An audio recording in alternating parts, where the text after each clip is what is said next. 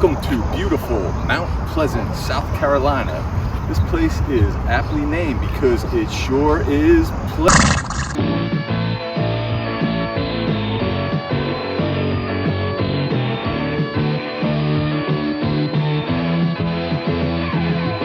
Greetings y'all, welcome to another video. Today I decided to go after a more classy audience. The rest of you people who've been watching these videos, you're giving my show a bad name. I had to class things up and put on the hotel robe, try to attract a better audience. So the heck with you all regular viewers.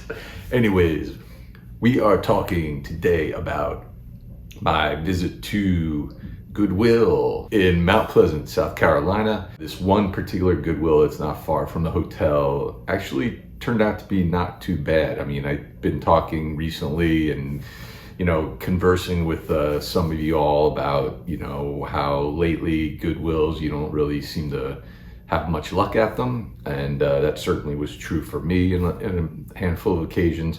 But this Goodwill in particular, they had some decent stuff there. So I had, and everything was 99 cents still. Like some people have talked in different parts of the country where the Goodwill prices for used CDs are going up. But so far I've not really, witnessed that, certainly not this location. So without any more blabbing from me, let us begin. From 1967, this album called Magical Mystery Tour from this band called the Beatleses. The Beatleses, I don't know if you're familiar with them. Don't know much about them, but I think they're from England. But anyways, boy, I am really dying on the vine today with this, quote unquote humor. So I'm not a big Beatles fan. I have, I think, one CD by them, Sgt. Pepper. But I'm not a big fan, but obviously, you respect them. It's hard to deny their influence and their talent, etc. But I walk into this Goodwill and look at the CDs, and somebody must have just unloaded Beatles used CDs on them, because there were like a ton, and a few of them there were like multiple copies. Like speaking of Sgt. Pepper, there were probably 10 copies of Sgt. Pepper there. And I went through them, and a lot of them were pretty beat up. So there's the receipt.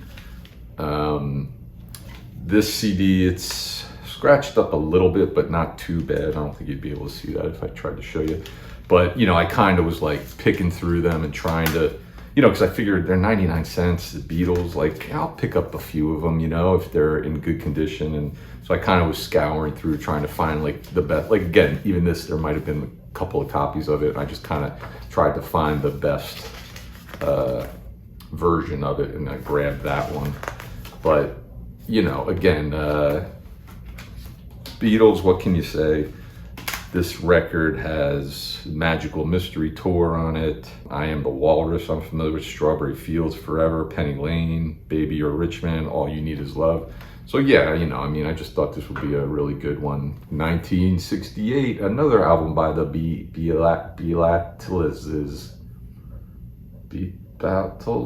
But just not giving up on that. So this is the White Album. Everybody knows this. This is one of those rock albums that, anytime anybody ranks the best rock albums of all time, this one is always way up there. And again, there were multiple copies of this there for 99 cents, double CD, 99 cents. You don't want them all fall out. This is in one of the old Fat Boy CD things. When I get home, I'll probably pare this down to the single size, that holds 2 CDs, which I've done with pretty much all the ones that were in these to begin with. But what I was saying was there was multiple copies of this, and so I kind of went through and just kind of put together the best CDs that looked in the best condition, and then one of them luckily actually had the booklet, because most of them didn't, but I found one with the booklet, so I was happy to be able to get that. If I couldn't find the booklet, I don't know if I would have picked it up, even though it was just 99 cents. But you got all the lyrics in here, pictures, nice package here. And obviously these have been like remastered and reissued and blah, blah, blah, blah. But you know, I'm fine with these versions that are out there. I'm sure like Beatle aficionados would maybe scoff at picking up this version when there's maybe a better sounding version now, but I'm fine with it. So, you know, these Beatle songs, like you've heard them all, whether you like them or not. You've heard all these songs so many times back in the USSR, Dear Prudence, Obla Di Obla Da, While My Guitar Gently Weeps, Birthday, Helter Skelter, Revolution, you know, like, so you're familiar with all these things, you know. So when I popped it in, like, I knew I'd hear some of those, but listening to this record, I mean, I get it now. Like, I get why people really like this album. I really enjoyed listening to it. I really liked it a lot more than maybe I thought I would. I thought I'd listen to it and the songs that we've all heard, I'd be like, oh yeah, they're good. But there were a bunch of other ones on here that I liked as well. So yeah, I'm happy to pick this one up and get it in the collection, and for 99 cents, can't beat that. 2000, we get the Wallflowers and their album Breach in parentheses. So I don't know, is that supposed to be pronounced Breach? Oh, brother. But so I liked the previous record by these guys, Bringing Down the Horse, I think it was called. That was the one that kind of made them a huge popular band. Had a lot of success with that record, toured probably nonstop for it.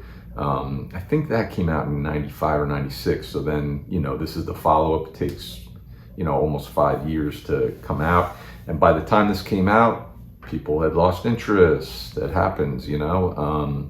Yeah, I mean, this record came out and just kind of like maybe had very, very moderate success, but it pretty much kind of died, you know. People just weren't interested anymore. And I don't really get why, because I listened to this record and it's good, you know. And I heard some people say that they like this record. That's kind of why I decided to pick it up. Plus, you know, 99 cents. But it surprised me because I'm like listening to it and it's really good, and it's right in line with that previous record that was successful. So it's like if people had dug that, I don't know why this one wouldn't have appealed to them, but I guess they just, in 2000, they just moved on to something else, you know. I think that's when all that like Limp Bizkit and all that was kind of coming in and getting popular. So maybe that's it. Maybe people, you know, were more interested in that kind of stuff than just, you know, some good rock songs. But yeah, this is a really good record. Some of the tracks on here that I liked were Letters from the Wasteland, Hand Me Down, Sleepwalker, I've Been Delivered, which I think that was my favorite, Murder 101. And then there's a hidden song at the end of this, like, you know, they used to always do in the 90s and the late 90s, and I guess 2000, called Baby Bird, I think is the name of it. And that's pretty good. It's interesting because Michael Penn co-produced this as well. So yeah, it's a good record. I'm really happy with this one. 1999, we get Buckwheat Zydeco and his compilation, The Buckwheat Zydeco Story, a 20-year party. I was somewhat familiar with Buckwheat Zydeco. I was certainly familiar with his name, maybe not so much a lot of his music, songs. I think the first thing I really remember hearing by him was a song called Make a Change, which was in the end credits for Fletch Lives. And I really liked that song when I heard it in that film back then. And saw this there, and 99 cents, and grabbed it, you know. That song is on here, so I was like, that's a bonus, you know. So picked it up, and you know, it's a good record. It's fun. I mean, it's just a fun listen.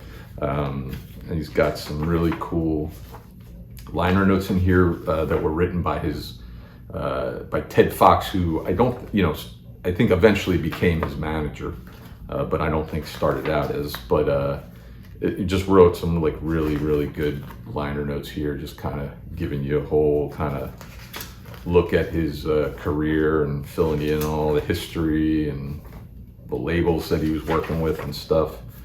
So yeah, it's a really nice package. I don't know who put this out? Tomorrow Recordings, which I think was their personal label. Yeah, this is really, like I said, just a fun record. Some of the tracks in here that I like are Zydeco Boogaloo, Why Does Love Got to Be So Sad, which is an Eric Clapton song, What You Gonna Do, Beast of Burden, the Rolling Stones song, Midnight Special, Trouble, Put It in the Pocket, and then this live recording of Hey Baby, which is really good.